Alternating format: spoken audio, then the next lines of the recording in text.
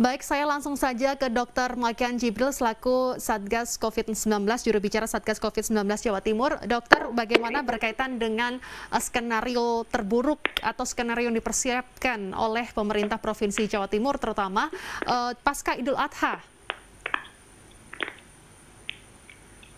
Ya, jadi memang kita lihat ya, kalau dari tren sebelumnya pasca libur panjang, pasca peningkatan mobilitas itu biasanya dalam sekitar 1-2 minggu setelahnya itu mulai ditemukan peningkatan kasus.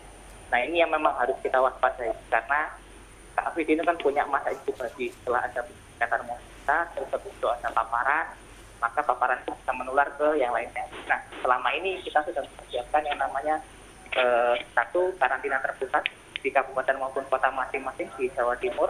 Kurang lebih kita punya kamar atau rumah karantina itu dengan kapasitas total dari seluruh Jawa Timur itu ada sekitar 3.800. Nah itu saat ini alhamdulillah okupansinya di angka 51%, masih di bawah 60% dari standar WHO. Jadi harapannya itu bisa menjadi backup. Kalaupun misalnya kita kan upaya itu kan dari hulu sampai hilir. Dari hulu kita menghalangi atau menurunkan mobilitas dan protokol kesehatan diketatkan, tapi dari hilirnya kita juga siap menampung kalau memang ada pasien-pasien yang sudah terlanjur kena COVID dan membutuhkan perawatan. Itu satu. Dari rumah karantina ada 3.800 bed yang saat ini hanya terisi kurang lebih 51%.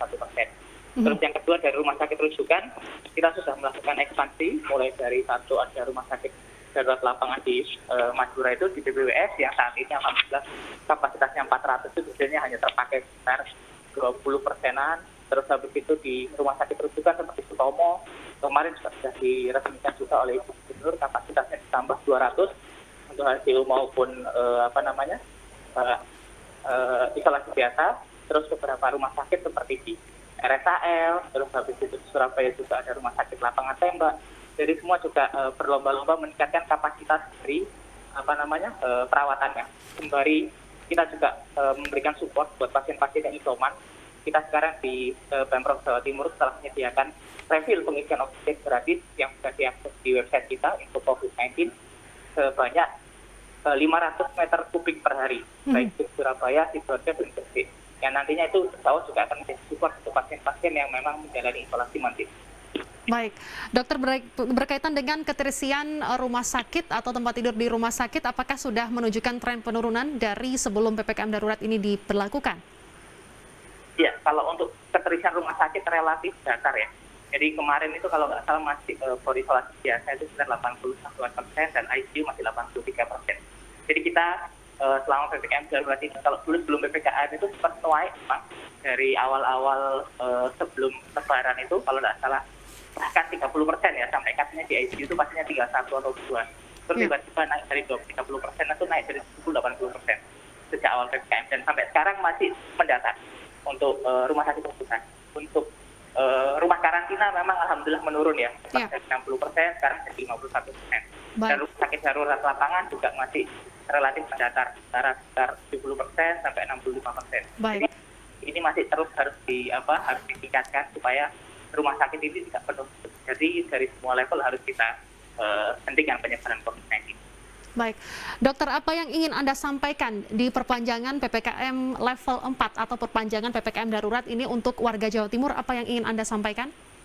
Terakhir, singkat saja. Baik, jadi memang prinsipnya pandemi ini kan kita harus kerja bareng-bareng. Semua orang itu pasti terdampak. Dan kita tidak boleh egois ya. Ini adalah momen di mana kita harus sama-sama bergotong royong. Semuanya harus segera ya. Kalau misalnya ada kesempatan vaksinasi, segera vaksinasi. Kalau memang masih belum patuhi protokol kesehatan, turunkan mobilitas. Karena itu kuncinya. Kalau kita misalnya sampai lengah, maka bisa jadi nanti PPKM ini justru malah diperpanjang lagi.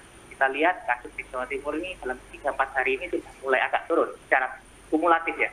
Tapi kita tidak tahu ini bisa naik lagi karena habis lebaran dan sebagainya. Oleh karena itu, patuhi protokol kesehatan dan jaga orang-orang tercinta kita dari penyakit COVID-19. Baik. Seperti itu, Mbak. Baik, terima kasih Dr. Jibril selaku juru bicara Satgas COVID-19 Jawa Timur. Pemirsa, terima kasih Anda menyaksikan Dialog Titik Tengah. Saya Fatmai pamit undur diri.